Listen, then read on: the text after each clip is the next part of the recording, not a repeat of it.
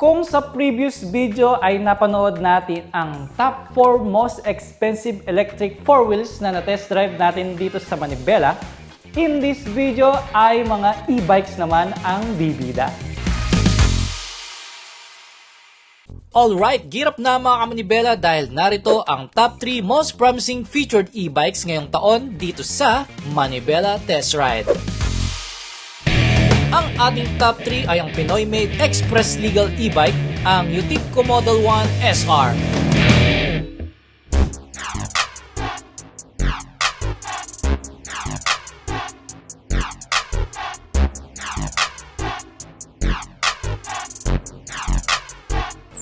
Ito pong Model 1 natin, Model 1 SR ay meron po siyang power na 10,000 watts, true rated, and nagpipeak po ito ng 35,000 watts. 10,000 watts, sir? Yes, Kung opo. i-convert natin siya sa cubic centimeter sa mga motor, ilan kaya yun?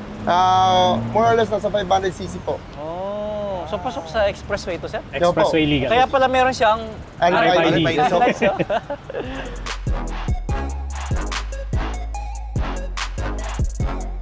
Sa braking system naman, sir, meron ba tayong safety features niya? Ito, katulad ng napansin nyo sir, naka-dual disc brake na po siya sa harap, Okay. single disc brake po sa likod, Okay. at saka meron na rin po siyang electronic ABS. Okay, yung battery natin, sir, gaano katagal siya sinacharge? Sa free po na charger niyan, nakasama is 3 to 4 hours po. Pero meron po kaming after market or after sales po na charger na kaya po mag-charge ng 1 to 2 hours. Mabilis lang. So, sa motor naman, sir, gaano kalayo yung kaya niyang abutin sa isang full charge? Sir, depende po talaga yun sa throttle handling. Pero sa akin po na 110 kilo, ang na-range ko po dito ay 180 kilometers. Yung isa po namin kasama, nasa 200 po.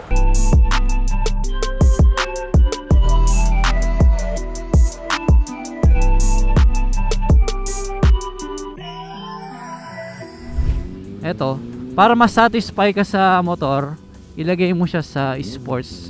Mas maganda yung hatak niya. Ate mo. Ganda oh. Sa handling, well, wala akong masabi sa handling. Very good kasi napakagaan ng motor eh. Sa traffic, walang problema sa singit-singit. Very goods talaga siya sa city driving, no? Yun nga lang sa tunog, wala kang ma-expect na tunog dito. Top 2, the 2024 Segway E110L. Sir, ayun, ano bang special sa ating E110L? Ang E110L natin, ang motor nito is 1,800 watts. So, top speed nito so far sa mga testing namin, 75. And then, yung range naman niya, naglalaro siya between 60 to 100 din yung range. Tapos, yung battery niya, 1.7 kWh yung battery. So, hindi siya ganun kalaki, hindi siya ganun kaliit. Enough siya for everyday na biyahe mo. And then, yung mga ano niya, yung charging time naman niya, yung kasama kasi dito, maliit lang yung charger niya eh. So, matagal talaga yung charging niya, between 8 to 9 hours. Pero meron rin ino-offer si Segway na fast charger. Yung fast charger na yun, parang lalabas from 8 to 9 hours, magiging 2 to 3 hours na lang yun. Yung price nun, estimate namin nasa 15,000. And then yung sa mga charging stations, same sa lahat ng mga scooters, regular wall socket pa rin siya. So, pwede mo tanggalin pa rin yung battery, tapos isaksak mo sa loob ng mga kung saan may outlet. Pwede ba natin ipakita yung baterya, sir? Yung battery? Yung gusto ko talaga makita yung baterya niya kasi, di ba, pag papasok ka sa office, pwede natin dalhin, tapos i-charge natin habang nag-work tayo. Pwede ba natin ipakita, sir? Bago tayo umabot sa battery, kailangan natin buksan ang compartment. Yep. So, ang compartment niya, bukas lang. So, ang loob ng compartment space niya, kasya isang buong full face na helmet. Full face pa yan! Tapos lumalabas, 27 liters yung compartment space niya. So, pwede ka pambili ng ulam. Tapos eto, sir, yung kanyang charger. Yes, yan yung charger na maliit. Power yan yung regular na charger. Oh, parang power bank lang siya, no, sir? Parang laptop charger. Oh, laptop charger, no? Ang cute! Buong motor yung matcha-charge sa ganito kaliit lang, oh. So ngayon ang battery, may lever lang dito para buksan yung sa battery compartment. Ang galing. Ngayon, nakaangat So na. ngayon, ang E110L, may kasama na siyang isang battery. Okay. So ngayon, pag tinanggal mo to, meron pang wall siya. So pwede ka pa magdagdag ng pangalawang battery. So parang lalabas yan, lalayo pa yung range mo. Imbes na 60 to 100, pwede ka mag 100 na for sure. Galing upgrade Na yung range. So yan, bibit-bitin mo. Ito yung hawakan niya, no, sir? Yes, pwede mo siyang, pag tinanggal mo yung kable, pwede mo nang bit-bitin Ay, ang ganun lang battery. kadali. Kaso Pwede medyo pa- mabigat. Pwede pabuhat, sir. Mga 14 kilos yan. May kabigatan, pero okay lang kasi parang buong motor na yung dala mo, sir eh. Kasi mapapacharge mo na eh, oh. Daily workout na. Ito ang gusto kong malaman, sir. Magkano ba itong E110L? So ngayon, ang E110L, ang price nito is 125,000.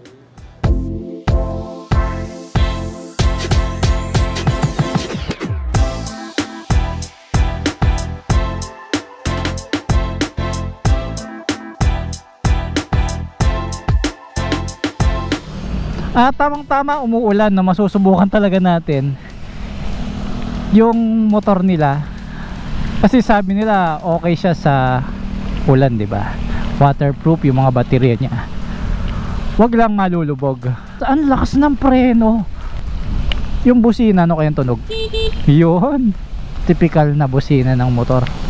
Isa sa safety feature ng scooter na to is kapag naka-squeeze yung ating brake, kahit na ginagas mo siya, hindi siya mag-throttle up or hindi siya mag-aarangkada, ganun. Halimbawa ngayon, kahit anong gas natin, wala pa rin siya kasi nga nakapreno tayo sa likod. And same sa harapan. Yun ang maganda, di ba? In terms of comfortability, ang taas ng manubela niya, ang lambot ng upuan. Tapos yung suspension, malambot din. Tapos yung legroom, ang luwang, oh. Di ba? Ang bilis din niya. Para sa E110L, do meron pang mas malakas dito. Pero sa akin ha, para sa city driving, okay na sa akin ito. Itong lakas niya.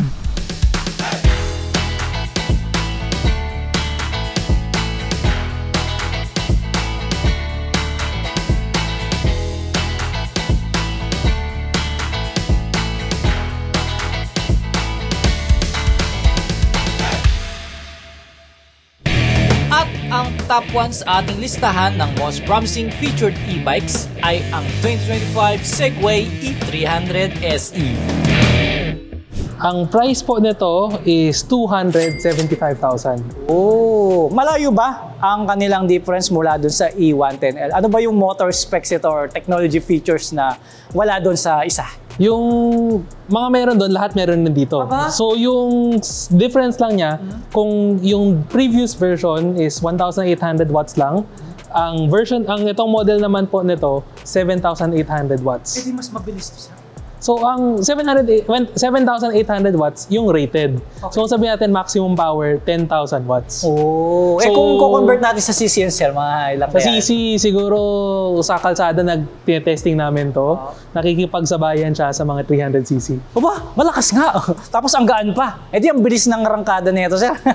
So yung range nito, sir, bukod sa malakas yung engine, di ba? Mabilis siya. So yung unit na to, 2 batteries yung included. So yung range na to would be 60 to 130 kilometers. Wait lang, sir, pag bumili, dalawa kagad yung baterya niya? Yes. Aba, okay siya. Dalawa kagad. Tapos pwede pa siyang i-upgrade ng isa pang battery. So matotal, 3 siya. So yes, yung battery nun, na third battery, andito na siya sa compartment. So nasa iyo na yun kung gusto mo mas malayuan or gusto mo may dala ka. At least upgradable yung mga scooter nila, no? Ang galing, may choices talaga yung mga customer ninyo, no? Tapos, sa pag-charge naman, ngayong, siyempre madami na yung battery niya, mas matagal siya, siyempre, no? Yung charging nito, ang kasama kasi dito is yung mas malakas na charger. Pati charger? So yung charger niyan, ganito na siya kalaki. Okay. So bale yung charging time nito, 5 to 6 hours na. Yun yung dalawa na yung battery. Parang hard disk to, sir. Ang laki, ah. Mas malaki pa ata eh. Oo, parang VHS player na eh.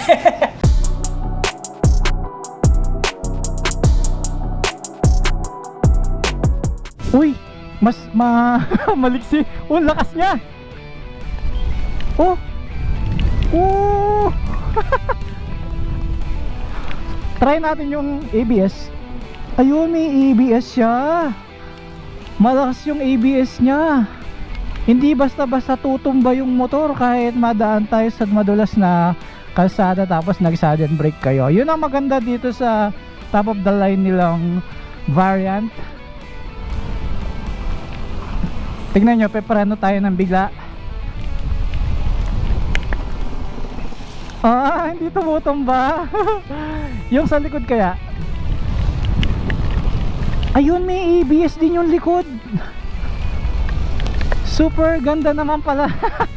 Yun ang hinahanap ko sa mga e-scooter. May ABS at hindi lang isa, harap likod pa. Tapos ang lakas niya oh.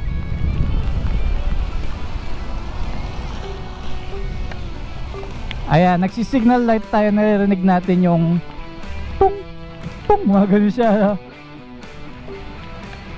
Ayan. Mawawala siyang kusa niyan. Ang ganda. Sayang gamitin ito.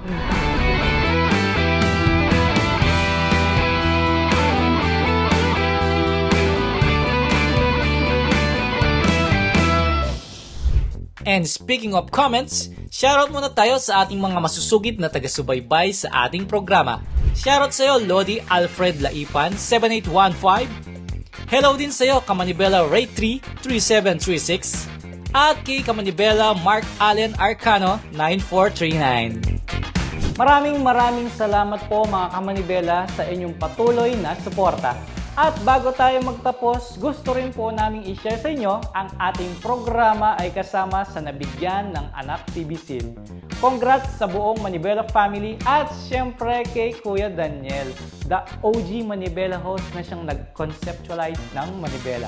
At bukod sa pagbibigay ng mga comprehensive vehicle reviews, ay makakaasa po kayo na ipagpapatuloy po namin ang paghahatid ng mga family, friendly, and child-sensitive content.